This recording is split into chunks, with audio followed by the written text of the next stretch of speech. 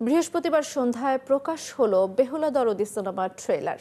৩১ October সারা দেশের প্রেক্ষাগৃহে মুক্তি পাবে এই চলচ্চিত্রটি। টাঙ্গাইল অঞ্চলের লোকজ সংস্কৃতি ও বেহুলা নাচারি গীতিনাট্যকে কেন্দ্র করে নির্মিত হয়েছে বেহুলা দরদি। আরো জানাচ্ছেন হুমায়রা সিদ্দিকা।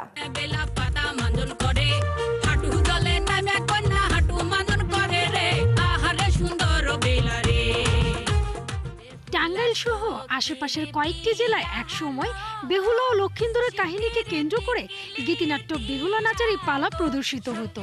এমন একটি দলের সদস্যদের গল্প নিয়ে তৈরি হয়েছে সিনেমার কাহিনী। বলো ভাই, সর্বনাশ হয়েছে, ভাবিরে সাপে কামড় দিছে। একজন সাপে কাটা রোগী ৬ থেকে ৭ ঘন্টা বেঁচে থাকে। অনেক দেরি করে ফেলেছেন, সরি। দলের প্রধান ভোলা মিয়া চরিত্রে অভিনয় করেছেন ফজলুর রহমান বাবু। আরও আছেন প্রাণ রায়, সূচনা শিকদার, আজিজুল মিম, আশরাফুল আশিস, আফান নিতুল, আখি রেশমা সহ এক ঝাঁক শিল্পী।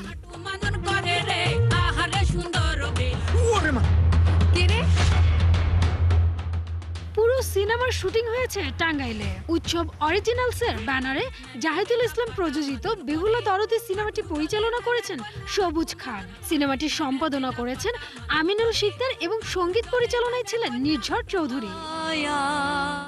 সম্প্রতি বিনা কর্তনে মিলল সিনেমাটির সেন্সর সার্টিফিকেট। ৩১ অক্টোবর দেশের বিভিন্ন প্রেক্ষাগৃহে মুক্তি পাবে বেহুলা দরদি। আমি আসলে একটা অযোগ্য মানুষ, সারাটা জীবন পালাপালা করে বেড়াইছি।